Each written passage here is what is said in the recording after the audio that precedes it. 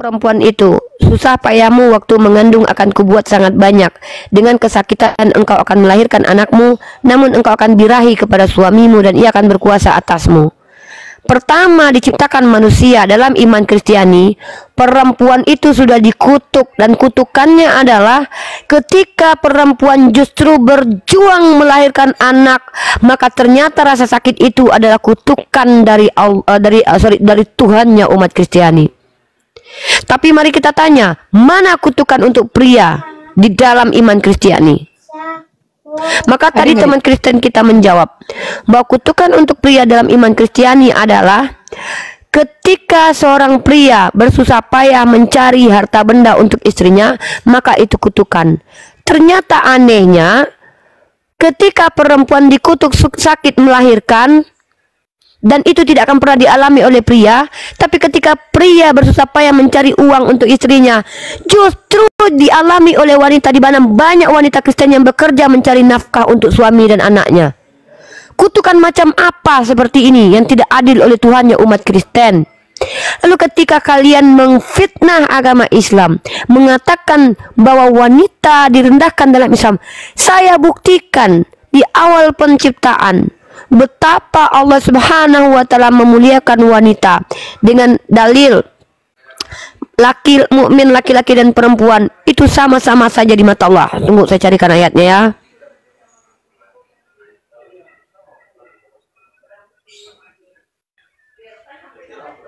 Harusnya aku tadi yang nyari deh. Aku cowoknya An-Nur ayat 26. No, itu tentang keterkaitan dengan pasangan, dengan pernikahan. Ya. Ini signal aku bermasalah Kak, jadi aku lagi cek ambil ayat-ayat itu. Al-khabisatu lil-khabisina wal-khabisuna lil-khabisat wat-thayyibina lit-thayyibat. Itu Papa Jahat Indosiar, di Islam wanita yang tidak bisa layani suami boleh tidak dinikahi. Iya betul. Kalau dia tidak mau melayani suaminya, ngapain dia menikah kalau tidak mau melayani suaminya? Sama seperti kau. Kau kan nggak mau menafkahi binimu karena dia tidak melayani kau. Hah? Papa Jahat. Kan kau kan tidak mau menafkahi binimu kan karena dia tidak mau melayani kau. Makanya kau tidak mau menafkahi dia kan? Atau mungkin kau tak mampu. Jangan-jangan aku tak tahu apa kau mampu atau tidak. Itu memang betul. Di Kristen, perempuan yang ditampar tidak dinafkahi laki tidak boleh minta cerai. Oh iya dong, melayani suami. Tugas seorang istri itu melayani suami, bukan sebaliknya. Kalau tugas wanita Kristen itu menjadi babu untuk suaminya. Itu bedanya. Memang betul, melayani suami itu melayani apa? Melayani suami karena itu pengabdian kita kepada suami. Makanya kau diceraikan laki binimu kan? Karena kau tidak mau menafkahi binimu. Mana mau binimu sama kau nggak mau menafkahi dia? Wajar sih.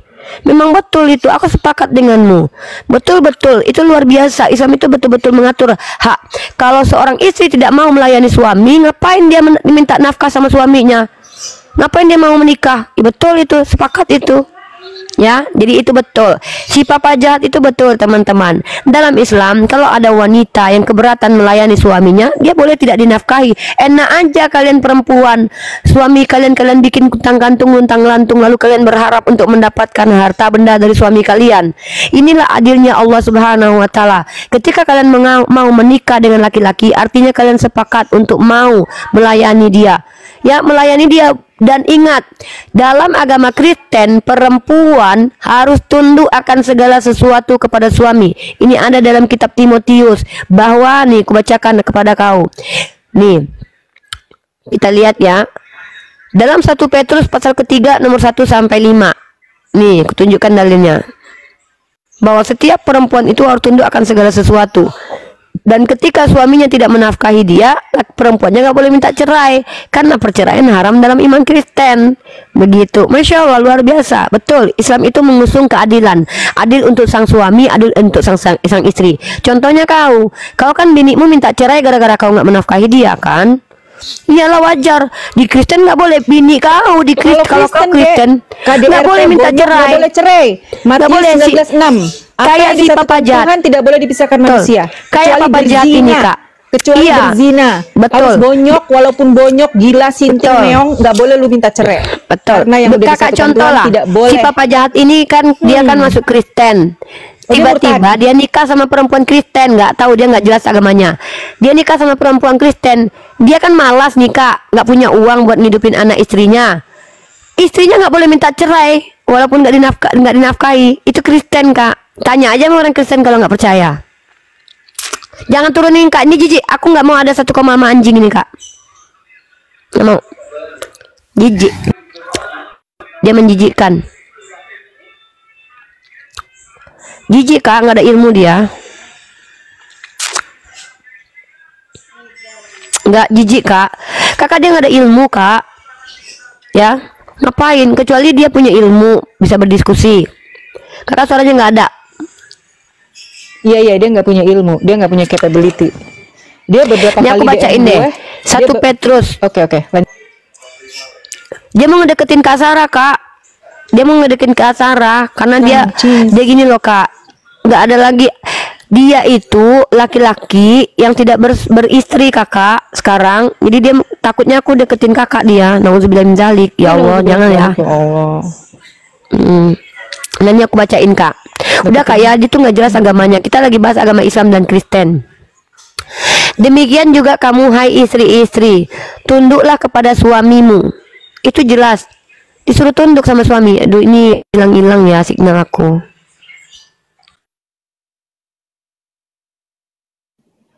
Iya, Riva signalnya jelek. Riva signalnya merah, Dek.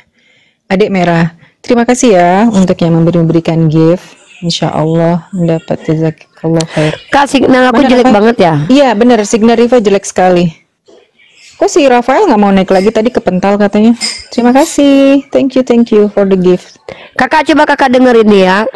Ayat yang mewajibkan perempuan itu harus tunduk akan segala sesuatu kepada suaminya. Kalau dalam Islam itu tidak ada ketundukan terhadap maksiat ya. Nah, Efesus pasal 5 nomor 22, Kak.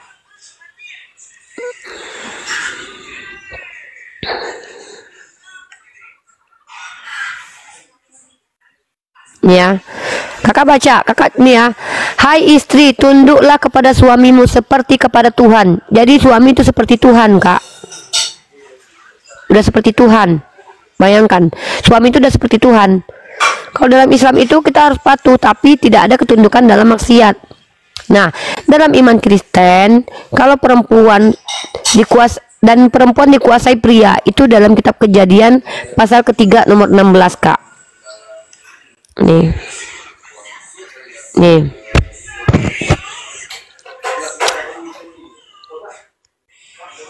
Monyet yang dikutuk. Islam boleh memukul istri, menduakan juga boleh tanpa izin bersama. Iya, Islam ya boleh, Kristen juga gitu. Enggak, parah. Kalau di Islam memukul itu tidak boleh berbekas karena itu pun ada asbabnya. Kalau di Kristen perempuan ditampar, ditusbol, tidak dinafkahi, nggak boleh minta cerai, Kak. Nggak boleh minta cerai. Kalau kita boleh, kita punya hak. Boleh. Kita punya hak untuk minta cerai, kita punya hak untuk mengembalikan mahar. Kita bisa minta kalau cerai. kita nggak suka, kita gini, kita mengembalikan mahar boleh. Kita sebelum disentuh mengembalikan mahar, ada hukumnya. Keren banget kan, semua pintu itu ada jalan keluar, ada solusi. Nggak hanya mandek, ya udah lu mau bonyok, mau mati, mau meong, mau jengkang, mau ngapain, you have to accept it. Karena nggak boleh cerai, Kak. Seperti itu, nggak boleh ya. Nggak boleh cerai mereka, jadi boleh. Dan di Kristen itu istrinya harus tunduk patuh kepada suaminya seperti kepada Tuhan. Itu ada dalilnya tuh. Nah, jadi teman-teman, kalau kita perhatikan, tidak ada hukum yang jelas dalam iman Kristen tentang hak-hak seorang istri, ya. Yang pertama, istri tidak diberikan hak bercerai ketika suaminya tidak menafkahi. Dan tidak ada kewajiban-kewajiban yang jelas dalam iman Kristen terkait tentang perempuan dan laki-laki. Ya, nih. Saya kasih data-data kepada teman-teman. Efesus pasal 5 nomor 22. Hai istri, tunduklah kepada suamimu. Perintahnya gitu. Nah, kemudian tadi saya bacakan Timotius, di mana istri harus tunduk kepada suami. Dan kalau seandainya ada suami yang tidak menafkahi, si istri tidak boleh minta cerai. Tidak boleh minta cerai sama sekali. Nah, jadi kita sapa di sini kakak ya. Ada si Hengki di sini. Halo Hengki, silakan. Halo Hengki, silakan Hengki. Hengki, perkenalkan diri Hengki, silakan. Nama saya Hengki, saya tinggal di Aceh, umur 27 tahun.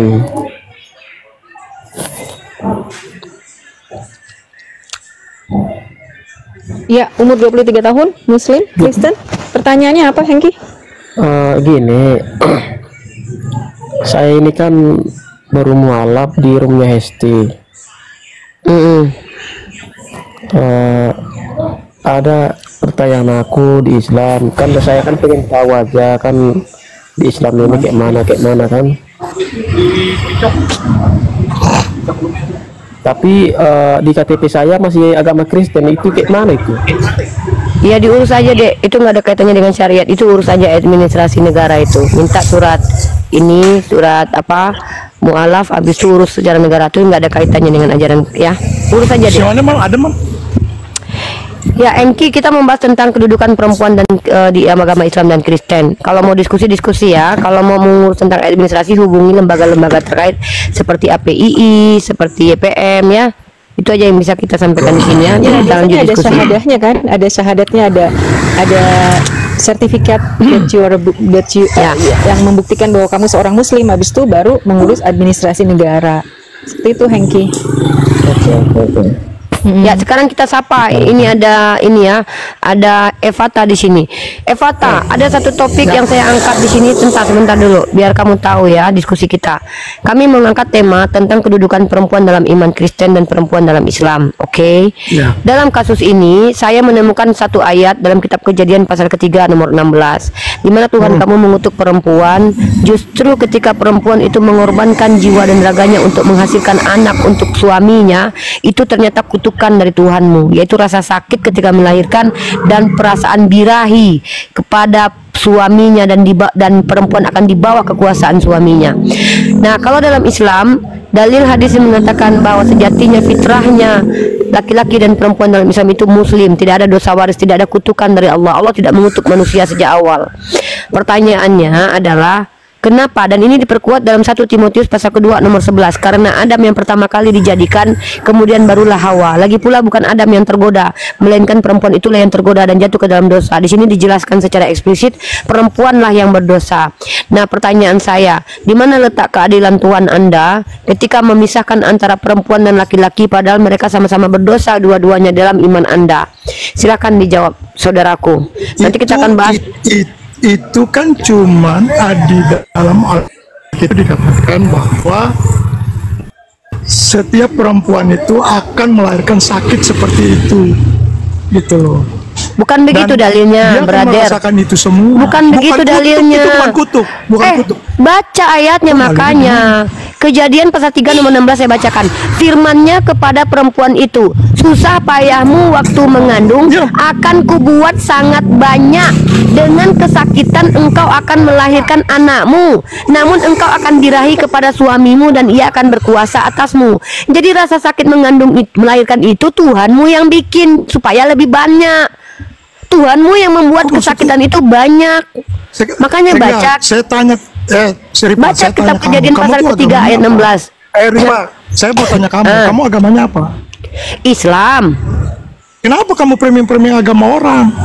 Kitab-kitab orang. Ini diskusi lintas agama, bukan framing. Saya tanya, kok apa kamu ini? Kamu kok jadi ketantrum? Lu agama apa? Gue tanya sama lu. Saya Islam. Saya Islam. Terus, ya sekarang gue tanya, Muhammad dapat ilhamnya dari mana? Dari Allah. Dari mana? Dari goa. Dari Allah. Tuhan Ya kamu Allah, lahir, Allah, Tuhan kamu mati kan di sana, Tuhanmu mati kan dikuburkan di goa. Ini apa sih? Tema kita perempuan. Halo Pak Eva, Oke, saksi. kita ini temanya diskusi lintas agama tentang. Nggak apa-apa kakak, biar adik layani. Kakak, terlalu framing. satu-satu dong Nggak usah, Evata. kalau Islam aja, jangan Kalau- Kristen dibawa-bawa. Kenapa lu. atur kita? Ngerti aja lu. Ngerti, saya bahkan lebih mengerti daripada kamu. Saya lebih mengerti daripada kamu. Tunduk sama suami, semua istri harus tunduk sama suami. Oke, kalau suaminya tidak menafkahi, menghargai dan menghormati suami. ya, kalau suami tidak memberi nafkah, boleh nggak Kalau minta lu cerai dalam Kristen? Memang lu iblis. Apa melawan sih suami. ini? Apa sih ini? Gua ngeliat Kalau gitu, seandainya ibu kamu turun aja deh, nggak jelas nih orang. ya udah Kamu turunin lu, enak gua ngeliat muka kamu lu. sakit jiwa. Enak ya, ngapain kamu di sini? Lontak. Lu Apaan nih orang? Apa sih nyerang-nyerang pribadi? Aneh. Tadi emang Orang diskusi ya kok aneh. Kenapa sih Kristen pada tantrum deh kesini? Kok congor onta? Kok congor onta? Paketnya juga mau onta. Saya membahas tema yang tadi saya diskusikan dengan teman Kristen, si kebenaran, yang mengatakan katanya Kristen itu adil. Di mana letak adilnya? Dalam kitab Kejadian perempuan dikutuk, di Timotius dikatakan perempuan berdosa. Ini yang mau saya angkat. Nah, dalam 1 Petrus, perempuan harus tunduk kepada laki-laki. Pertanyaannya, kalau ada laki-laki yang tidak menghargai suaminya, kalau ada suami yang tidak menghargai istrinya, tetap harus tunduk nggak sih? Kalau dalam Islam tidak perlu, karena kami diizinkan meminta cerai kepada suami yang tidak bertanggung jawab. Begitu loh, bahkan kalau suaminya terlalu jelek, dia takut untuk menghinakan ciptaan Allah, dia boleh mengembalikan mahar. Itu namanya khulu. Perempuan diberikan hak untuk memilih hidupnya. hulu. Iya, kita ada Bayangkan. hak melindungi wanita seperti itu. Perempuan diberikan hak yang sama. Jadi gitu. Kok kamu tantrum? Kenapa sih ngapain naik ke atas kalau cuma mau curhat? Kenapa sih kalian lucu, Fatah? Oke, lanjut materi kita. Lanjut deh. Jadi pertanyaan-pertanyaan ini selalu muncul di benak saya sebagai seorang pendiskusi lintas agama, di mana umat Kristen mengklaim bahwa agama mereka adalah agama yang sangat adil kepada perempuan, ya. Tar.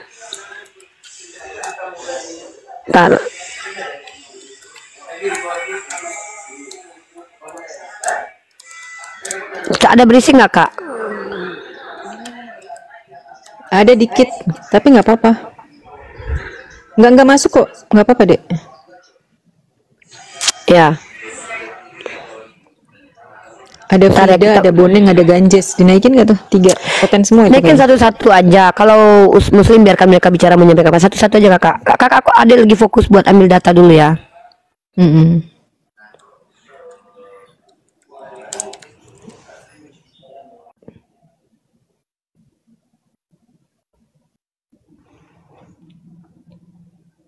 Naikin satu-satu aja.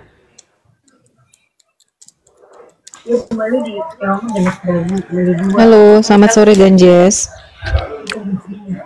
Halo. Halo. Ganjes.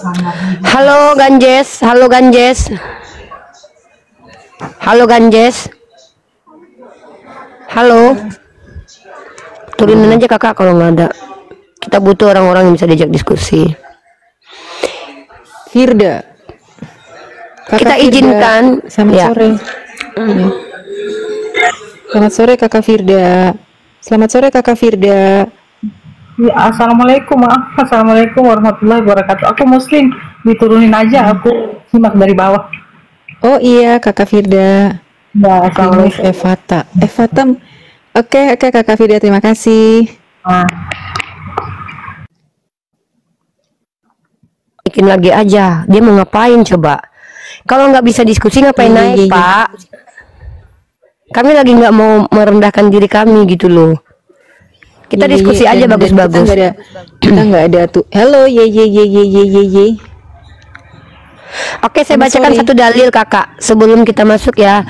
Bismillahirrahmanirrahim, teman-teman. Dia lagi datang bulan Kak Sarah kakak. Itu surah Al-Ahzab ayat ke ini kakak ke 33 ini Al-Ahzab 35 kakak. Kak Sarah. Ada lagi datang bulan. Iya. Innal muslimina wal musliman. Innal muslimina wal muslimin. Wait. Ayat 33 ya. Ya. Gue belum harusnya sih hafal itu. 32 oke. 33 deh. 35 Al-Ahzab 35. Wait. 34 oke. A'udzubillahi minasyaitonirrajim. Bismillahirrahmanirrahim. Innal muslimina wal muslimati wal mu'minina wal mu'minati wal qanitina wal qanitati was sadiqina was sadiqati was sabirina was sabirati wal khashi'ina wal khashi'ati wal mutasaddiqina wal mutasaddiqati was saimina was saimati wal hafizina furujahum wal hafizati wadz dzakirina Allaha katsira wadz dzakirat a'addallahu lahum maghfiratan wa ajran 'azima. Masya Allah, keren banget ini ayat. Baca artinya, Dek. Sesungguhnya laki-laki dan perempuan yang muslim, laki-laki dan perempuan yang mukmin, laki-laki dan perempuan yang tetap dalam ketaatannya, laki-laki dan perempuan yang benar, laki-laki dan perempuan yang sabar, laki-laki dan perempuan yang khusyuk, laki-laki dan perempuan yang bersedekah, laki-laki dan perempuan yang berpuasa, laki-laki dan perempuan yang memelihara kehormatannya, laki-laki dan perempuan yang banyak menyebut nama Allah. Allah telah menyediakan untuk mereka ampunan dan pahala yang besar. Maha benar Allah dengan segala firman-Nya. Ya, Itu adalah dalil kesetaraan gender dalam Islam, dalam hak kecintaan Allah. Dan saya akan tekankan di sini bahwa Allah bahkan menyebutkan secara eksplisit dalam bahasa Arabnya yang diterjemahkan ke dalam bahasa Indonesianya, innal muslimin wal muslimat, muslimin untuk pria, muslimat untuk wanita. Artinya Allah sebutkan secara eksplisit untuk yang aslam dari kalangan laki-laki, aslam dari kalangan wanita akan mendapatkan hak yang sama ketika dia juga melakukan hal yang sama. Apa yang akan dia lakukan yang bisa sama? Karena tidak ada istilah secara natur kita sama, itu tidak ada. Natur laki-laki dan perempuan tetap berbeda. Sesungguhnya laki-laki dan perempuan muslim, laki-laki dan perempuan yang mukmin, laki-laki dan perempuan yang tetap ketaatannya, laki-laki dan perempuan yang benar, laki-laki perempuan sabar, laki-laki perempuan yang khusyuk, laki-laki perempuan yang bersedekah, laki-laki yang perempuan berpuasa, laki-laki perempuan yang memelihara kehormatannya, laki-laki perempuan yang banyak menyebut nama Allah. Allah telah menyediakan bagi mereka ampunan dan pahala yang besar. Tentang kasih sayang dari Allah, Allah berikan kesetaraan. Hak dari Allah, Allah samakan. Bahkan Allah katakan dalam riwayat hadis, sesungguhnya fitrahnya wanita, sesungguhnya fitrahnya bayi itu lahir itu adalah muslim. Fitrahnya manusia itu muslim. Ya, artinya apa? Tidak ada yang lebih berdosa baik laki-laki dan perempuan. Maka kemudian saya mempertanyakan, saya menemukan dua ayat dalam iman Kristiani. Pertama, kitab Kejadian pasal ketiga nomor 16. Di situ ada kutukan terhadap wanita, yang mana kutukan tersebut adalah ketika perjuangan rasa sakit yang dialami oleh wanita untuk memperjuangkan melahirkan penerus keluarganya, yaitu anak hamba Tuhan, ternyata itu kutukan rasa sakit itu dari Tuhan. Tuhan jadikan rasa sakit itu melampaui batas, bahkan bertambah. Sementara perempuan itu akan birahi pada suaminya dan dia akan dikuasai laki-lakinya. Sementara apa kutukan bagi Adam? Kenapa hanya perempuan yang dikutuk? Bahkan dalam 1 Timotius pasal kedua nomor 11, karena Adam yang pertama kali diciptakan, kemudian barulah Hawa. Lagi pula bukan Adam yang tergoda, melainkan perempuan itu yang tergoda dan jatuh ke dalam dosa. Ada apa dengan Tuhan kalian betapa membenci perempuan sehingga tidak ada Tuhan yang perempuan?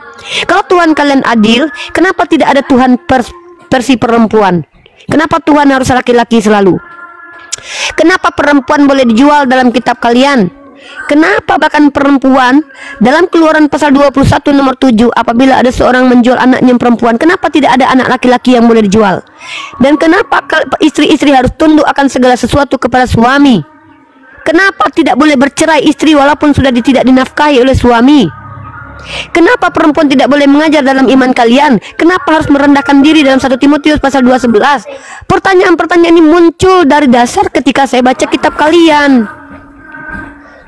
Maka kalianlah berhak menjelaskan kepada saya, karena kita diskusi dua arah. Kritisi Al-Quran saya, kritisi adat istiadat, kritisi apa yang memang terjadi dalam Islam, biar kita dapatkan informasi yang komprehensif. Dan jawab pertanyaan-pertanyaan kami terkait agama kalian. Kenapa perempuan begitu direndahkan dalam agama kalian? Terima kasih, silakan dijawab. Dulu itu jendela. Tutup dulu itu ya. Ye. Atau Rafael, silakan. Maaf, turunkan saja saya. Oke. Rafael? Saya cuma nyimak. Oke, siap. Bagaimana membahas perempuan, kedudukan perempuan di kitab Kejadian, sementara kita tahu bahwa kitab Kejadian itu menceritakan tentang manusia, yang artinya manusia yang sebagai ciptaan. Nah, kenapa Hawa dihukum? Ya karena melanggar. Dan yang dihukum bukan cuma Hawa, Adam juga, si ular juga. Oke, tunjukkan data-datanya. Pertama, di mana kutukan terhadap Adam? Kenapa ular yang dihukum? Bukankah ular itu dirasuki oleh iblis? Ada apa dengan Tuhan kalian? Kenapa selalu menghukum orang yang tidak salah? Kenapa makhluk yang tak salah? Di mana iblis dikutuk dalam kitab kalian? Ini kan penghukuman Saya kan adil. brother, mana dalilnya? Mana Ular adilnya? yang- Mana adilnya? Coba silakan.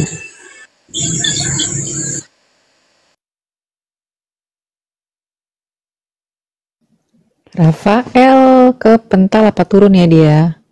Dek, nggak bisa tuh dia jawab. Saya akan menjawab sebuah hadis sahih, menjabarkan satu hadis sahih. Sahih Bukhari nomor 4402 dalam versi hadis sahih telah menceritakan kepada kami dari Abdan sampai riwayatnya sampai kepada baginda Rasulullah Muhammad SAW. Seorang bayi tidak dilahirkan ke dunia ini melainkan ia berada dalam kesucian atau fitrah.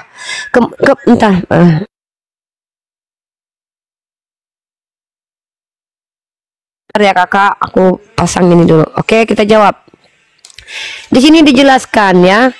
Kemudian kedua orang tuanya lah yang akan membuatnya menjadi Yahudi Nasrani ataupun Majusi sebagaimana hewan dilahirkan dalam keadaan selamat tanpa cacat. Maka apakah kalian kecilkan sedikit Nah, jadi di sini telah dituliskan, Kakak Sarah diturunkan Canboy, Kakak Sarah turunkan Canboy. Kita butuh orang-orang yang bisa berbagi wawasan dengan kita ya kakak. Kita nggak butuh orang-orang yang hanya akan menjadi asbab berdosa kita nanti kakak. Nggak apa-apa, Greg biar aja. No, it's okay Greg. I know siapa yang bisa kita ajak ngobrol ya kakak. Dan saya berhak untuk mencintai diri saya untuk tidak perlu mendekat dengan orang-orang yang tidak bermanfaat bagi kita ya. Oke. Naikkan aja, kita sapa. Jadi dalam Islam itu ada dua ayat yang sangat indah, dua dalil. Pertama dari Al-Quran, saya ulangi. Dalam surah Al-Ahzab ayat ke-35, Allah klasifikasikan kesetaraan dalam hak. Dan kemudian Allah sampaikan dalam riwayat hadis versi hadis sof yang saya bacakan ini hadis sahih, bahwa di sini fitrahnya manusia, baik laki-laki dan perempuan itu fitrahnya suci. Tapi kenapa dalam iman Kristen yang konon katanya adalah agama yang adil untuk perempuan, tapi kalau kita lihat betapa perempuan direndahkan dalam kitab Kejadian pasal ketiga nomor 16 ditambahkan oleh 1 Timotius pasal 2 nomor 11, seolah-olah perempuan menjadi sebab segala dosa. Nah, di manakah kutukan terhadap pria? Saya minta ketika perempuan dikutuk karena tidak bisa kutukan terhadap perempuan itu ketika dia memperjuangkan, mengorbankan nyawanya untuk melahirkan anak untuk laki-laki tersebut, untuk keluarga laki-laki tersebut, dan bahkan Tuhan kalian suruh manusia beranak pinak. Kenapa rasa sakit itu justru adalah kutukan dari Tuhan? Nah, kenapa kemudian laki-laki tidak terkutuk? Mana kutukan buat laki-laki dalam iman kalian? Di mana letak kesetaraan itu? Silakan dijawab teman-temanku yang Kristen. Silakan. Greg, Imal Akahir. Halo. Iya. Siapa duluan? Sore. Greg. Oke, sore Greg, silakan. Ya, terima kasih buat diskusinya sore hari ini. Ya, kalau kita bicara tentang Hawa ya yang dikutuk oleh Tuhan, itu tentu berbicara tentang bagaimana dia juga awal mulanya itu terjadi karena memang ketidaktaatannya terhadap Tuhan itu sendiri. Waktu Tuhan memberi perintah bahwa untuk melarang ya di antara taman itu tidak boleh satu pohon kehidupan itu tidak boleh dimakannya di antara pohon-pohon itu. Kemudian apa yang terjadi? Lalu ular itu menggoda Hawa, kemudian Hawa itu kemudian tergoda oleh hasutan si ular itu, kemudian akhirnya dia jatuh dalam dosa dan memberikan itu kepada Adam, dan Adam pun jatuh juga terhadap dosa itu. Jadi mereka kemudian dikutuk oleh Tuhan. Dan kalau kita bicara tentang apakah hanya Hawa yang mendapatkan kutukan tersebut, dan kalau kita lihat di dalam kitab Kejadian ya, Kejadian 3 pasal 3 ya, kita akan melihat di sana kutukan Tuhan itu bukan hanya berlaku pada Hawa itu sendiri, tetapi itu berlaku pada 3 ya, termasuk ular dan Adam itu sendiri. Saya bacakan boleh? Silakan. Boleh, brother, boleh, silakan. Itu yang kita tunggu, brother. Di dalam kitab Kejadian 3, ya, Kejadian 3, saya bacakan aja ya supaya lebih jelas. Kejadian 3 cukup panjang sih. Kejadian 3 ayat 1 sampai 24. Tapi saya bacakan aja ayat 9 dulu ya. Tetapi Tuhan Allah memanggil manusia itu dan bersembilan manusia itu dari istrinya terhadap Tuhan Allah di antara pohon-pohon dan taman.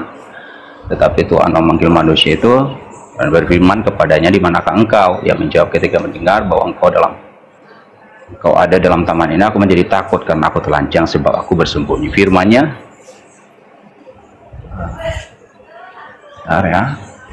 ayat 14 ya. Lalu berfirman Tuhan kepada ular itu, karena engkau berbuat demikian, terkutuklah engkau di antara segala ternak dan di antara segala binatang hutan dan perutmu engkau akan menjalar dengan debu tanahlah akan kau makan seumur hidupmu. Aku akan mengadakan permusuhan antara engkau dan perempuan ini, antara keturunanmu dan keturunannya. Keturunannya akan meremukkan kepalamu dan engkau akan meremukkan tumitnya. Firman-Nya ayat 16. Firman-Nya, kepada perempuan itu susah payamu waktu mengandung akan kubuat sangat banyak, dengan kesakitan engkau akan melahirkan anakmu. Namun engkau akan berakhir kepada suami dan akan berkuasa atasmu. Lalu berfirmanlah ayat 17.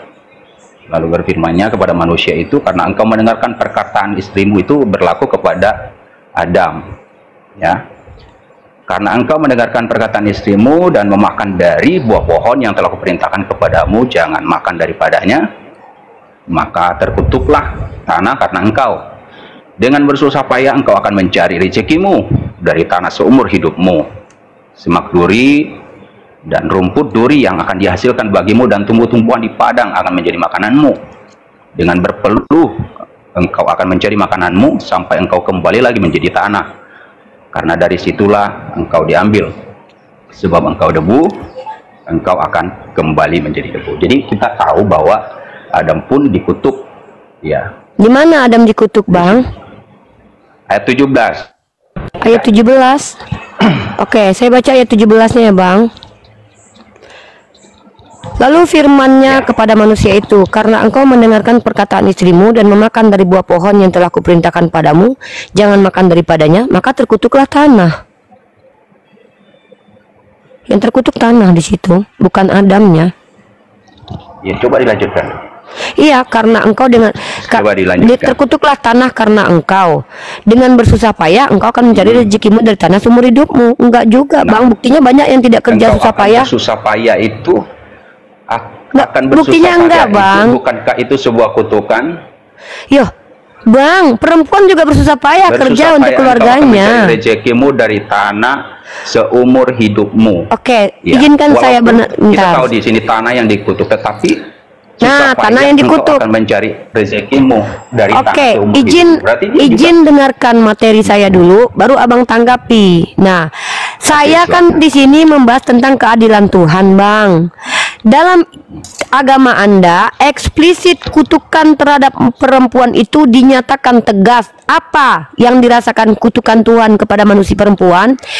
Tuhan menambahkan beban rasa sakit, kesusahan rasa sakit ketika hendak memperjuangkan menghasilkan keturunan. Perbuatan yang mulia dari perempuan, yaitu melahirkan anak, itu ternyata ditambahi beban sakitnya oleh Tuhan Anda. Tapi beban sakit ini tidak akan pernah dialami oleh pria, karena tidak ada satupun pria yang bisa melahirkan. Ya, sepakat ya, Bang. Tapi ketika Tuhan mengutuk tanah, yang capek cari uang bukan cuma pria. Banyak perempuan-perempuan juga yang capek cari uang untuk keluarganya. Kenapa Anda adil, Tuhan Anda? Kenapa ketika Tuhan Anda mengutuk perempuan, kutukannya hanya dinikmati perempuan yang mau memperjuangkan melahirkan anak? Bahkan perempuan mandul tak nikmati kutukan itu. Perempuan yang memilih untuk free child tidak alami kutukan itu. Jangankan antara laki-laki dan perempuan, sesama perempuan saja kutukan ini tidak adil. Karena tidak semua perempuan menikmati kutukan ini, merasakan kutukan ini. Sementara yang mau berjuang menghasilkan keturunan, mengorbankan malam-malamnya 9 bulan mengandung, dibuat susah oleh Tuhan Anda. Sementara laki-laki yang enak-enak bikin itu anak, katanya capek cari uang. Enggak juga. Si Tesla, Mark Zuckerberg itu nggak capek, nggak nyangkul dia cari uang bang. Dia punya konten YouTube, dia buat itu Facebook, akhirnya dia kaya raya bang. Nggak capek, dia nggak pakai tanah, dia cari uang. Sementara ketika kutukan terhadap laki-laki dirasakan perempuan, banyak perempuan-perempuan Kristen yang cari uang. Saya punya teman yang bekerja susah payah bang, di pabrik garmen mereka kerja. Susah payah untuk siapa? Untuk dia dan suaminya, karena dia tidak boleh cerai walaupun lakinya tidak menafkahi dia. Mana keadilan agama Anda untuk perempuan? Karena tema kita kali ini adalah tentang keadilan dalam iman Kristen dan Islam untuk laki-laki dan perempuan. Dalam Islam perempuan tidak diwajibkan mencari nafkah. Kewajiban mencari nafkah dibebankan kepada pria. Kalau kami dibolehkan mencari nafkah, uangnya uang kami. Kalau kami kasih kepada suami, itu kami sedekah. Inilah indahnya Islam. Uang istri adalah uang istri, uang suami adalah uang istri. Good poinnya. Tapi bagaimana dalam Kristen? Istri yang ikut bekerja harus tunduk patuh kepada suami. Giliran suami tidak menafkahi, boleh tidak minta cerai sama laki? Nggak boleh cerai dalam Kristen. Sementara kutukan dari perempuan ini, semua perempuan tidak mengalami, perempuan mandul tidak mengalami kutukan ini. Perempuan yang memilih untuk berfree sex, tak mau beranak, dia menikmati seks yang bebas itu, dia tidak punya anak, dia tidak mengalami kutukan dari Tuhan Anda. Tidak semua perempuan mengalami kutukan ini. Ini kutukan tidak universal, brother. Anda tahu banyak perempuan yang tidak mau punya anak, banyak. Ada itu free child. Apa free child ya istilahnya? Mereka tidak mau punya anak, mereka itu ambil anak-anak orang aja. Merasakan kutukan Tuhan tidak? Tidak. Dia nggak ngerasain sakit. Jadi ini saya katakan, di mana letak keadilan bagi perempuan-perempuan yang mau memperjuangkan rahimnya untuk diisi oleh suaminya 9 bulan tergopoh-gopoh, ternyata rasa susah sakit itu ditambahkan oleh Tuhan Anda. Dalam 1 Timotius pasal kedua nomor 11, karena Adam yang pertama dijadikan, kemudian barulah Hawa. Lagi pula bukan Adam yang tergoda, melainkan perempuan itu yang tergoda dan jatuh ke dalam dosa. Kenapa perempuan, lagi-lagi perempuan? Ada apa dengan perempuan? Kenapa perempuan begitu nistanya dalam agama kalian? Bukankah Tuhan kalian lahir dari seorang perempuan? Kenapa yang terkutuk tanah? Kenapa bukan Adam yang terkutuk? Oke, bisa saya itu? Silakan. Komentari lagi. Oke, terima kasih. Kalau kita melihat di sini ya, konteksnya kan yang sepertinya Tuhan itu nggak adil ya. Maksudnya sepertinya Tuhan tidak adil dalam memberikan penghukuman ya. Jadi seolah-olah perempuan itulah yang paling mendapatkan hukuman yang berat gitu ya. Tapi kalau kita tanya dan kita lihat dari konteks yang tadi kita baca, itu berkaitan dengan keadilan Allah. Jadi pertama tadi sebenarnya sudah dijawab melalui Timotius tadi ya, bahwa si Hawa yang pertama melakukan itu tergoda. Dan artinya kalau dia tergoda itu bertanggung jawab mendapatkan hukuman gitu ya. Artinya dia menerima hukuman yang diberikan oleh Tuhan. Kalau kita lihat apakah setimpal? Ya sesuai dengan keadilan Allah. Kita nggak tahu itu apakah seadil yang ditentukan Allah. Artinya perempuan perempuan bisa mampu melahirkan seorang anak gitu ya. Artinya kalau kita melihat dari sisi Allah, keadilan Allah, apakah itu adil? Ya buktinya dia bisa melahirkan ada. Ya di mana adilnya? Bukankah dia melahirkan itu semakin sakit gitu. Itu tambahan kutukan dari Tuhan. Bang, keadilan itu apa? Coba Anda jelaskan nanti. Nah, saya mengangkat tema ini karena ada klaim bombastis dari agama Kristen yang mengatakan agama Kristen adalah agama yang adil untuk perempuan. Sementara di awal penciptaan saja Tuhan kalian sudah berlaku tidak adil. Dengan apa? Hawa tergoda ya bang? Adam tergoda nggak bang? Betul. Tapi yang kenapa rasa sakit cuma dirasakan oleh Hawa bang? Kan kita tahu dari konteks yang kita baca Timotius itu, si Hawa lah yang pertama tergoda. Iya, Adam ikut tergoda tidak? Adam tergodanya karena digodai oleh dari Hawa, namanya si Hawa yang menawarkan. Kalau iya betul, sepakat. Kalau Hawa tergoda dihukum Tuhan, kenapa Adam tergoda tidak diberikan rasa sakit? Sama-sama tergoda kan dua-duanya? Dan kita lihat tadi konteksnya kan, Jadi Apa? Dia juga bersusah payah akan mencari rezeki. Loh, Jadi susah kalau payah kita cari lihat rezeki konteksnya itu bukan dialami sama pria saja. Anda tahu banyak perempuan Kristen yang susah payah cari kerja. Kenapa kutukan terhadap Waktu Adam mereka- dinikmati juga, dialami oleh pria wanita juga? Kenapa kutukan terhadap perempuan tidak dinikmati oleh laki-laki juga? Kenapa tidak dirasakan oleh pria juga? Spesifik, kalau kita lihat ya, susah payah itu karena Ditambahkan Adam itu sebagai Tuhan. kepala keluarga. Hah? Kenapa? Ditambahkan Tuhan, Tuhan Anda yang membuat perempuan yang mau mengorbankan rahimnya, mengorbankan tubuhnya, memberikan keturunan kepada pria yang dinikahinya itu untuk menghasilkan keturunan, mengorbankan wajahnya, mengorbankan hari-harinya, bersama susah payahnya. Bahkan itu ternyata kutukan dari Tuhan. Padahal yang dilakukan perempuan itu apa?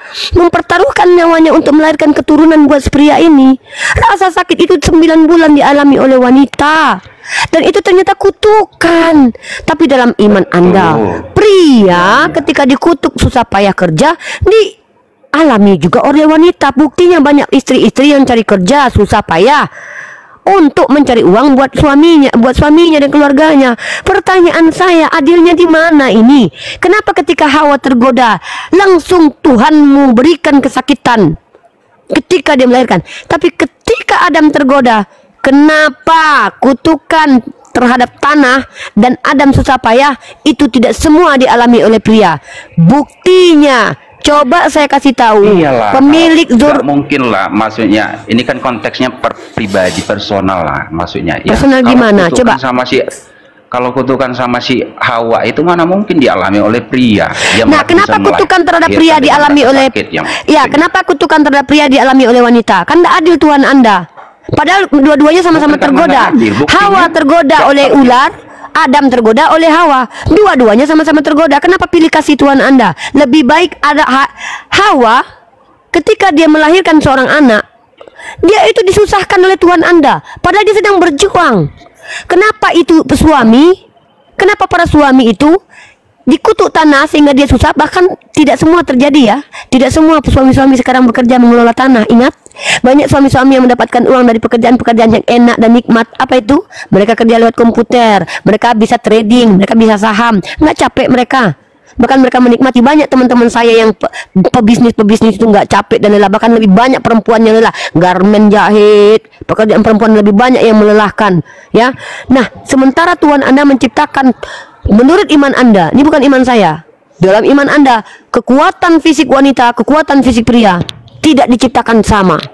Tapi kenapa ketika kutukan terhadap pria tidak dialami oleh kutukan terhadap wanita tidak dialami oleh pria, tapi kutukan kepada pria, wanita Kristen banyak merasakannya. Mereka susah payah mencari uang untuk suaminya.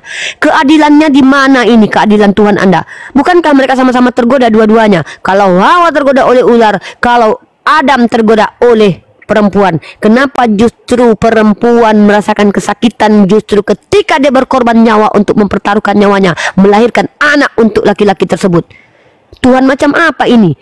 Pengorbanan perempuan melahirkan anak ternyata kutukan dari Tuhan. Kenapa saya katakan begitu? Inilah konsep yang adil dalam Islam. Dalam Islam ketika seorang wanita melahirkan dengan bangganya menikmati sakit itu, beristighfar kepada Allah, maka terhapuslah semua dosa-dosanya. Karena rasa sakit itu adalah natur dari Tuhan, bukan kutukan Tuhan. Kenapa saya katakan bukan kutukan? Ya. Dalam riwayat hadis saya tadi bacakan. Saya bacakan hadis sahih dalam Sahih Bukhari nomor 4402.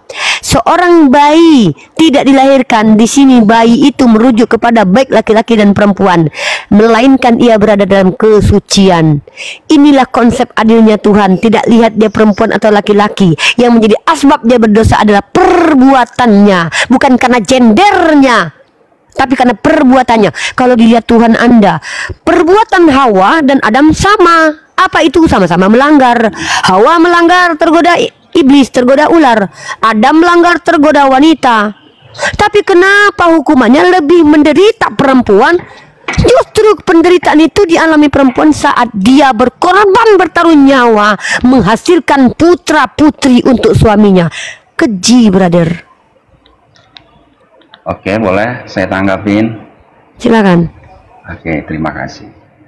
Jadi kalau kita lihat konteksnya, kalau kita melihat dari sisi Allah seolah-olah Allah tidak adil. Menurut saya adil. Kenapa? Kalau kita melihat dari sisi perempuan saja, kan tadi udah dijelaskan bahwa si Hawa lah yang pertama tergoda. Artinya orang yang pertama itulah yang bersalah sebenarnya. Kalau dia tidak tergoda lalu menggoda Adam, maka Adam tidak akan tergoda. Karena dia tergoda, itulah akibatnya akhirnya ada kutukan yang terjadi terhadap si Hawa itu sendiri. Andai kata si Hawa itu tidak tergoda, maka tidak terjadi apa-apa, tidak akan terjadi kutukan. Nah, itulah sebabnya kalau Allah tidak menghukum Hawa dan kita melihat konsekuensinya yang terjadi, itu kalau Adam itu karena memang tergoda, bukan karena langsung dari si iblis itu, tidak, tetapi si Hawa itu yang menawarkan kepada si Adam sehingga Adam ikut memakannya gitu ya. Tetapi pertama itulah yang menjadi penyebab akhirnya si Adam itu juga terjerumus gitu ya. Dan kalau kita lihat konsekuensinya, hukuman itu Allah memberikan keadilan kepada semua, termasuk ular itu sendiri, kutukan itu. Jadi bukan hanya berlaku pada satu orang. Oke, coba saya tanya sama Anda, ular salah nggak di situ?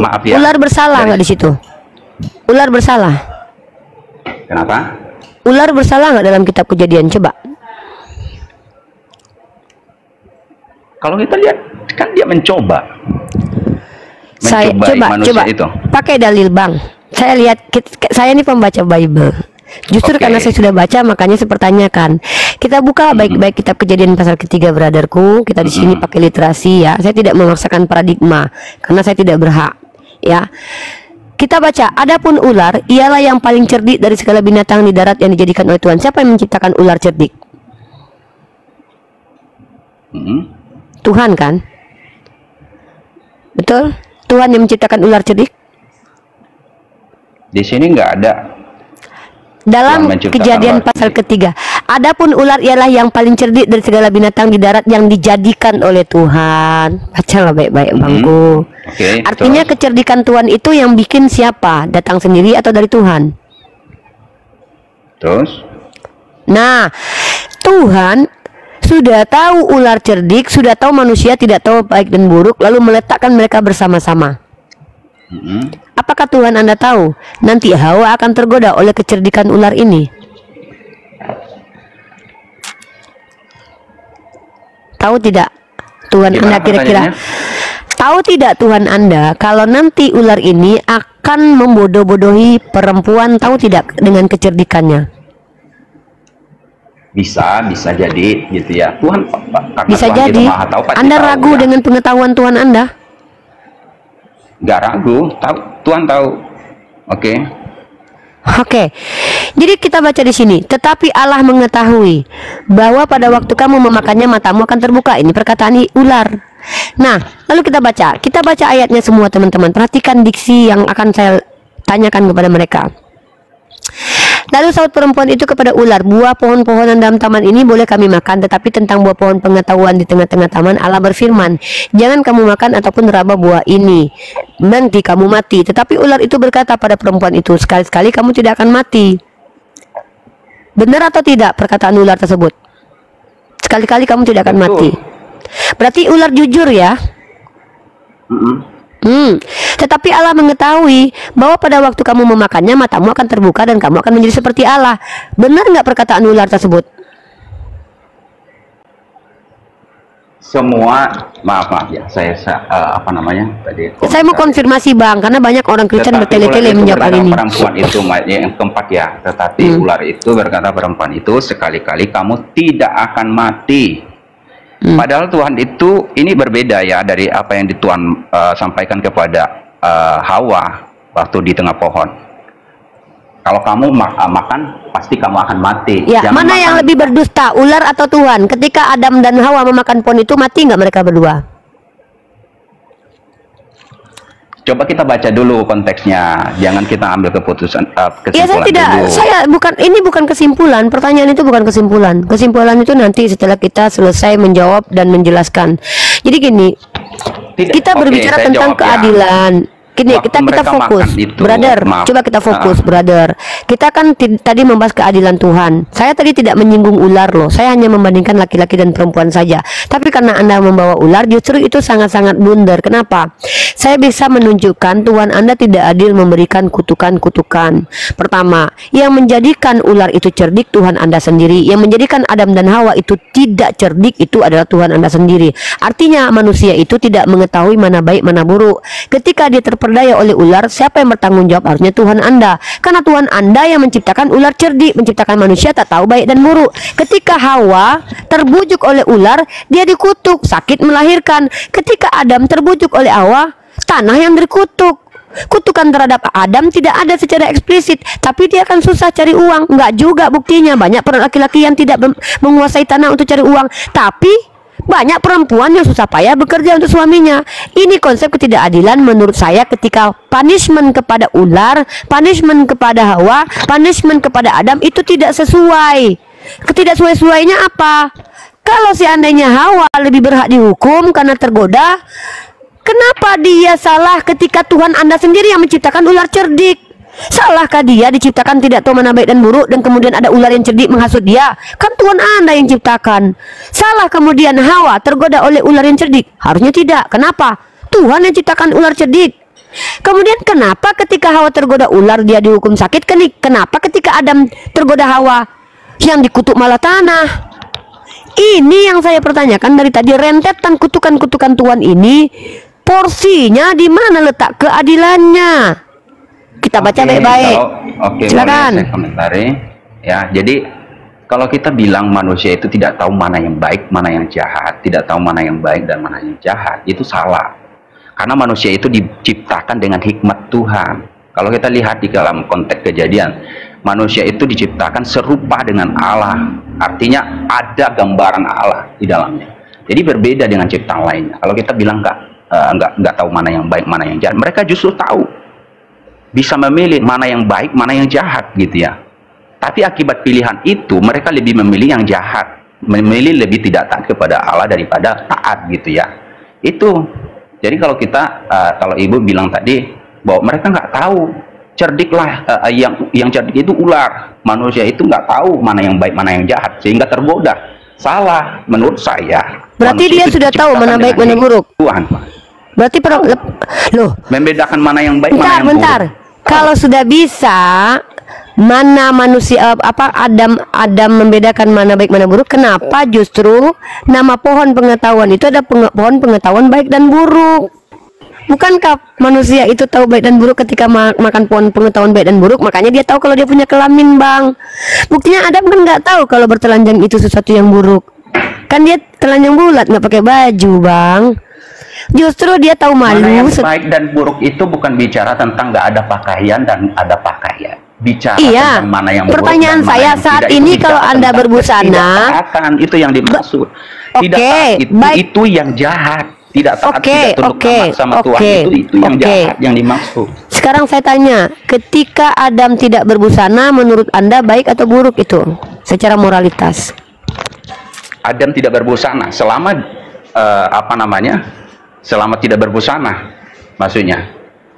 Kan dalam kitab Kejadian itu baik bukan jahat, baik dan buruk, ya. Apakah ketika Adam diciptakan Tuhan tanpa busana, itu menurut Tuhan Anda baik atau buruk? Baik. Oh, berarti kalau gitu kenapa kita berbusana sekarang, Bang? Kenapa kita justru tidak bertelanjang seperti binatang, Bang? Kalau itu baik menurut Tuhan, kenapa justru ketika ada menutup dirinya Tuhan malah marah?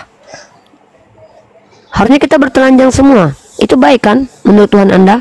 Kenapa Anda pakai baju? Kan selama mereka belum jatuh, kan yang dimaksud itu selama mereka baik, belum jatuh dalam dosa. Sekarang mereka sudah jatuh dalam dosa. Memilih. Nah, sekarang saya tanya, berbusana itu sekarang baik atau buruk? Karena kutukan itulah yang membuat mereka berbeda akhirnya daripada sebelum mereka jatuh dalam dosa. Nah, sebelum ya mereka, baik. tidak ada pakaian tidak masalah, tidak berdosa, Nah, tidak berarti tidak ketika menjadi ya jahat atau buruk gitu. sebelum Adam dihasut oleh ular memakan buah pengetahuan baik dan buruk, harusnya manusia itu dalam keadaan baik tanpa busana sama sekali ya. Betul, baik, nggak masalah. Dan bagi itu Tuhan baik. itu nggak masalah, mereka nggak berpakaian.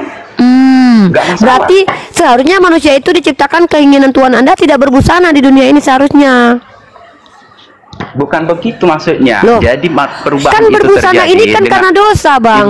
Ibu dengar dulu, manusia itu Ini berbusana perubahan- karena rasa malu Adam. Rasa malu itu muncul karena dosa. Jadi Iya, perubahan itu dosa lah ya. terjadi Nah, selama kalau manusia itu nggak jatuh dalam dosa. Dia nggak kalau punya rasa nggak malu. Jatuh dalam dosa. dia Selama nggak punya manusia rasa itu malu, nggak nggak tahu jatuh malu. nggak jatuh dalam dosa, maaf ya.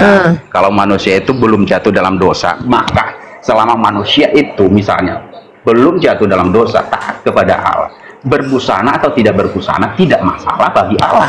Nah, makanya saya bilang Tapi perubahan bagi itu Tuhan terjadi. Anda. Kapan perubahan itu terjadi? Iya. Kapan manusia itu Nggak, dipakai saya tanpa tidak bahas pakaian? itu dulu. Saya Ketika tidak bahas itu mereka dulu. jatuh dalam dosa. Saya tahu itu. Saya kan baca kitab Anda. Bukan itu poin saya. Saya ingin ketegasan dari umat Kristiani. Jadi menurut Tuhan Anda, manusia bertelanjang bulat itu adalah sebuah kebaikan ya. Kalau Tuhan ciptakan seperti itu ya, menurut saya kalau apa yang Tuhan lakukan itu baik. Ya, justru manusia itu tahu rasa malu menutupi kelaminnya itu karena perbuatan dosa manusia itu ya. Manusia itu menutup ini dulu, maksudnya kita harus tahu dulu letaknya. Kapan manusia itu berpakaian, dikenakan pakaian itu? Setelah Waktu dia manusia itu makan pohon setelah pengetahuan baik jatuh dan dalam buruk, dosa. Bang. Setelah Iya. jatuh dalam dosa. Iya, Selama kalau mereka di dalam pasal kejadian pasal 1, kejadian pasal 2 itu tidak masalah sebelum manusia itu jatuh dalam dosa. Itu sudah kita Sebelum pahami kutukan kan, itu berlaku betul bagi itu. mereka. Kan betul saya kan, Bang. Berarti kan saya betul dalam iman Kristiani. Saya ulangi teman-teman, ini luar biasa ya. Ini saya record dan insya Allah akan saya reaction. Mantap abang ini, saya suka dengan kejujuran abang ini. Jadi teman-teman begini, ketika laki-laki dan perempuan tidak pakai celana dalam, sebenarnya itu yang baik menurut Tuhan. Justru ketika Adam dan Hawa makan buah pengetahuan baik dan buruk, Tuhan marah. Pada akhirnya mereka tahu punya rasa malu. Mereka tutupi kelamin mereka. Justru Tuhan marah, mereka diusir. Akhirnya Tuhan kasih baju karena mereka sudah tahu malu. Nah, maka premis saya adalah Tuhan Anda marah ketika manusia sudah memiliki rasa malu, menutupi kelaminnya. Justru senang ketika manusia tak tahu malu, seperti binatang yang tidak berbusana. Karena bertelanjang itu baik menurut Tuhan Anda. Silakan ditanggapi. Itu saja konklusi saya untuk tema kali ini. Bertelanjang itu baik bagi Allah. Maksudnya begini loh konteksnya. Kalau kita paham dengan kejadian pasal 3 itu, kapan manusia itu diberikan pakaian ketika mereka itu jatuh dalam dosa, gitu ya. Betul. Jadi setelah manusia itu jatuh. Nah, kalau kita bicara tentang apakah baik manusia itu nggak berpakaian selama belum jatuh dalam dosa, menurut pandangan saya gitu ya, pasal 1, pasal 2 sebelum kejadian pasal 3 itu menurut pandangan apa yang dilakukan Allah, menurut saya baik. Ya udah bener kata saya, emang salah mana? Berarti Tuhan Anda sebenarnya senang melihat perempuan dan laki-laki itu tidak berbusana. Bukan karena Tuhan senang. Apakah dinyatakan di situ kalau seandainya kebaikan terjadi terhadap manusia dan laki-laki dan perempuan, Tuhan Anda senang nggak itu? Gimana maksudnya? Tuhan Anda senang tidak kalau Adam itu tidak memakan buah pengetahuan baik dan buruk? Senang nggak kira-kira kalau Adam dan Hawa tidak makan buah pengetahuan baik dan buruk? Senang, Tuhan. Nah, artinya kalau dia tidak makan buah pengetahuan baik dan buruk, dia kan tetap bergondal-gandul itu. Barangnya kan kelihatan teteknya bertelanjang bulat. Berarti kan Tuhan Anda senang dengan perempuan dan laki-laki tidak berbusana. Betul kakak? Coba kakak paham nggak maksud adek? Betul. Bentar, betul. Iya. Nah, gini teman-teman. Enggak, terakhir. Gini, bagi Tuhan berpakaian atau tidak berpakaian, sebenarnya Tuhan di hadapan Tuhan itu manusia itu tidak ada yang tersembunyi gitu loh, maksudnya. Tidak ada yang tersembunyi, baik dia berpakaian atau tidak berpakaian. Paham. Persoalannya di situ tapi bukan kan kita membandingkan. Loh, saya membahas berpakaiannya, Bang. Atau tidak berpakaian. Ini persoalan yang saya angkat. Sama mereka enggak. Loh, itu justru konklusi. Ya, itu justru adalah konsekuensi logik. Ini gini, Tuhan kan menciptakan Adam dan Hawa baik menurut Tuhan. Nah, mereka kan nggak pakai baju, mohon maaf. burung mereka kelihatan, payudara mereka berserak kemana-mana. Kapan mereka tahu hal itu? Setelah mereka melanggar aturan Nah, Tuhan. itu kalau selama mereka nggak makan, apakah Ya mereka berarti kan tahu keadaan ya itu? udah tidak, mereka nggak punya rasa malu. Nah, kapan kita tahu mereka itu? Setelah mereka seperti makan tidak buah, berpakaian? setelah mereka melanggar, mereka punya rasa malu. Nah, bagi Tuhan, apakah itu Nah, masalah? ya tidak Berpakaian atau tidak masalah. berpakaian? Tidak masalah, Tuhan Anda senang Sekarang dengan hal manusia itu, karena di menurut hadapan Tuhan Tuhan, itu baik. Pertanyaannya gini, pertanyaannya kalau kita bicara tentang berpakaian, di hadapan manusia semua itu Tunggu, nggak saya ada baca yang ini. tersembunyi Bentar, loh. bentar. Nggak ada yang tersembunyi. Semua Bentar. Tuhan tahu Ini ada, gitu loh. iya saya tahu. Ini jongos. Oke. MEK host aja bisa dilihat Tuhan sekarang. Tuhan Anda melihat kelamin perempuan. Astagfirullahalazim. La haula wala quwata illa billah. La haula wala quwata illa billah. Saya tidak mengerti dengan kalian ya. Tuhan kalian kok ini Tuhannya dituduh melihat Meki perempuan. Ih, jorok. nggak Ya, gini lanjut loh, Bang Greg. Lanjut maksudnya. Bang Greg. Iya, jadi Ih, kita pahami takut. konteksnya dulu. Takut. Kalau kita Nggak. bicara tentang situasi itu, konteks itu, kita harus bicara tentang konteksnya, ceritanya. Iya, Bagaimana enggak. Saya di bangga hadapan dengan Tuhan. Bang Greg. Justru saya sangat bangga dengan Anda. Kejujuran. Enggak, Anda tidak perlu jelaskan lagi kalau sudah sepakat dengan saya, Bang. Kita tutup di poin ini, kita maju ke poin lain. Ada banyak poin yang mau kita bahas. Nah, kita bahas ya. Dengar, satu. Anda sudah katakan di hadapan Tuhan, laki-laki dan perempuan itu tidak berbusana, tinggal bersama Tuhan, itu tidak masalah. Pertanyaan saya, waktu Tuhan di Taman Eden bersama Adam dan Hawa, Tuhan Anda pakai baju atau tidak waktu itu? Gimana maksudnya? Kan waktu Adam dan Hawa di Taman Eden kan Tuhan juga tinggal bersama Adam dan Hawa kan? Nah, Ya. Adam dan Hawa kan tidak berbusana tuh. Kalau Tuhan Ya. waktu itu berbusana tidak? Saya nggak tahu, karena nggak ada catatan Alkitab yang menyatakan bahwa Allah berbusana atau tidak. Itu pertanyaannya kenapa? Karena Tuhan suka dengan manusia tidak berbusana, maka tidak menutup kita kemungkinan jangan Tuhan juga tidak mengkonklusi berbusana. dulu, mengkonklusi. Loh, ini Jadi kan gini konklusi, loh. ini kan dari hasil diskusi, Bang.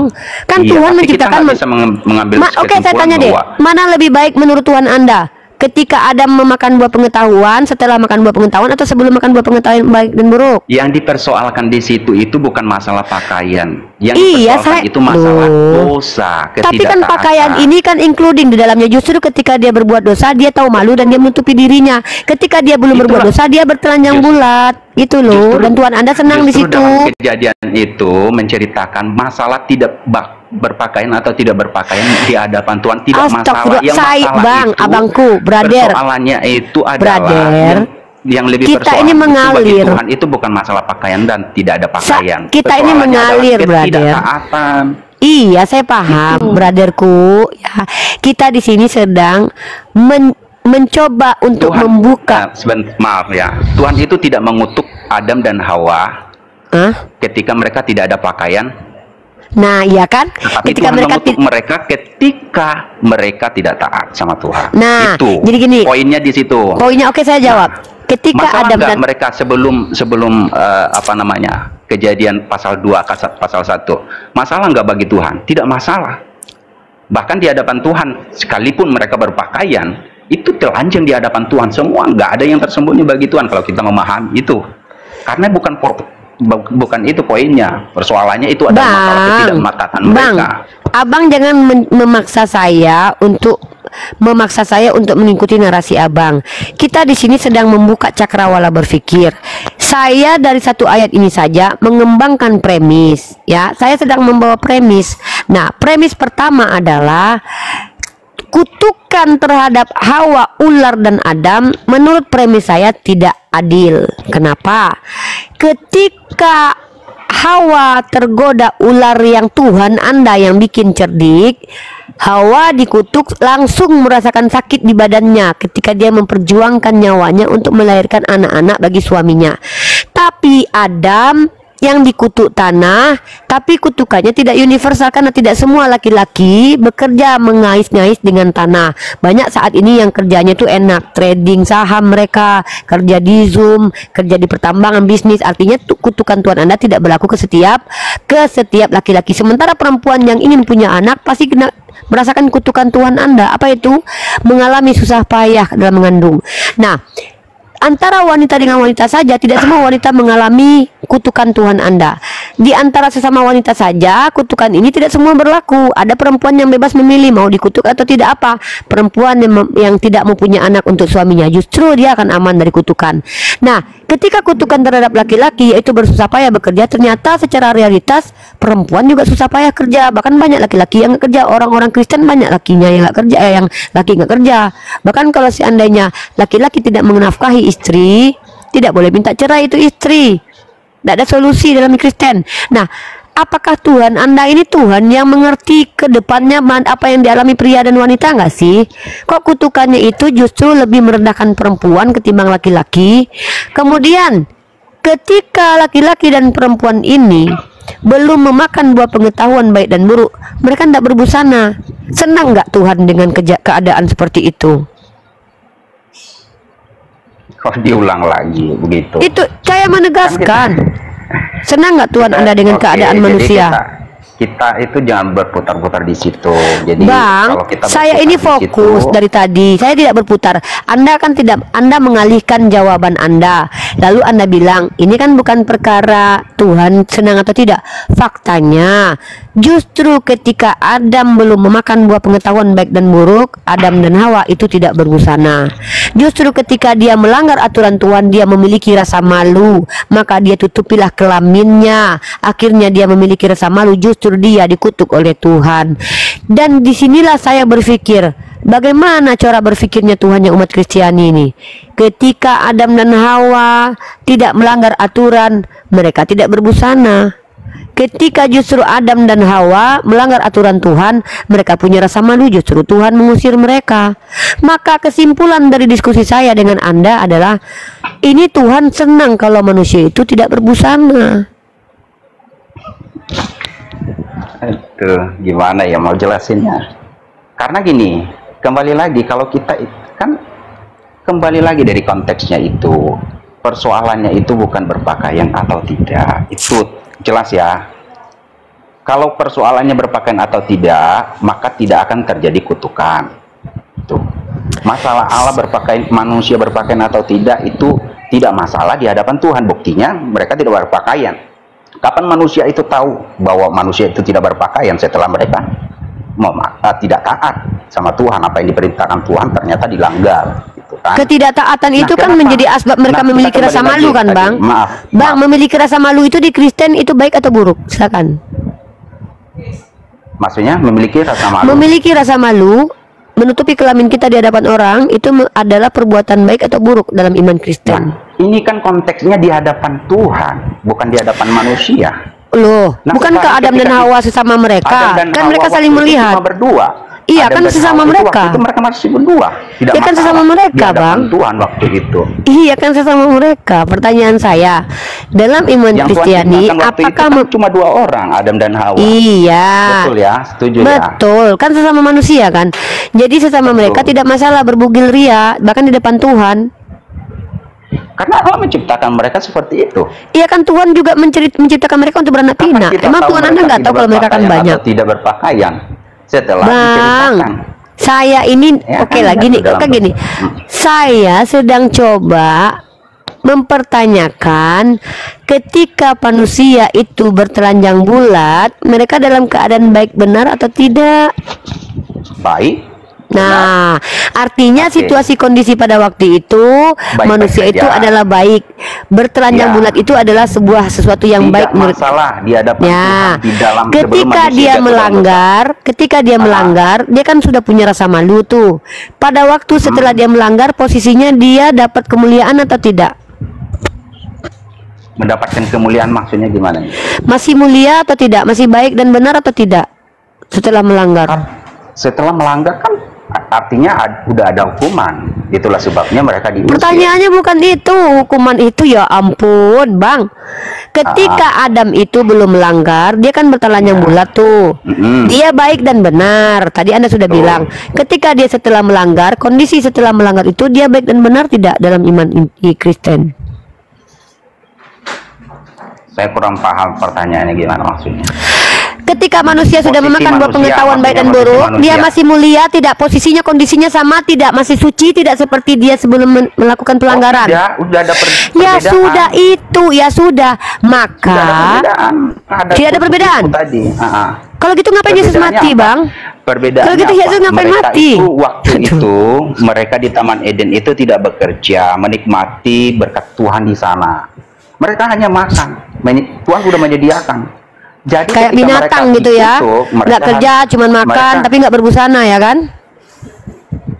tidak masalah bagi Tuhan itu kan Tuhan yang Iya, menciptakan aduh, mereka, saya ini gitu. bukan mempertanyakan masalah atau enggak, saya hanya mengkonfirmasi, betul kan seperti binatang nggak kerja, makan aja, disediakan makanan, tak berbusana, nggak tahu mana apakah ini kelamin laki-laki atau kelamin perempuan, ya kan? Ya mereka waktu itu kan nggak tahu sama sekali. Nah bagaimana keadaan iya, mereka. betul, sama seperti Karena itu hewan.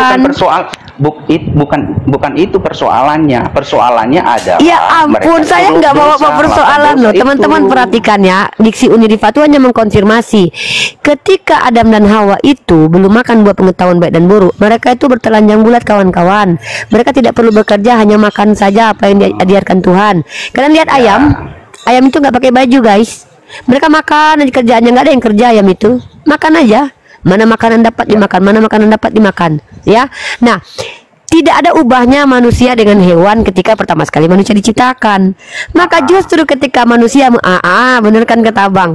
Jadi ketika manusia justru memakan buah pengetahuan baik dan buruk, melanggar aturan Tuhan, mereka punya rasa malu, bener nggak Bang? Betul. Punya rasa malu Nah, itu akibat dosa. betul, sudah. Justru punya rasa malu itu hadir akibat manusia melanggar. Betul. Terus masalahnya Ya sudah. apa? Masalahnya adalah Sudah, kan? untung ada melanggar sehingga kita punya rasa malu. Saya nggak terbayangkan kalau ada nggak melanggar, Anda dan saya telanjang bulat Iya. sekarang ke mall. Astaga, kalau kita diberikan di hadapan, kalau tidak ada dosa yang membuat kita merasa malu, yang membuat kita malu itu apa sih? Dosa sebenarnya, bukan soal berpakaian atau tidak. Bagi kami ya, maksudnya di Kristen, yang menjadi masalah itu, yang menjadi membuat kita malu itu bukan masalah tidak berpakaian atau tidak berpakaian di hadapan Tuhan ya, maksudnya bukan sesama gitu. Di hadapan Tuhan itu masalahnya adalah masalah dosa. Itu yang membuat kita malu itu di hadapan Tuhan itu karena kita berbuat dosa. Itu bukan masalah tidak berpakaian atau tidak berpakaian, karena di hadapan Tuhan sekali lagi itu terbuka, tidak ada yang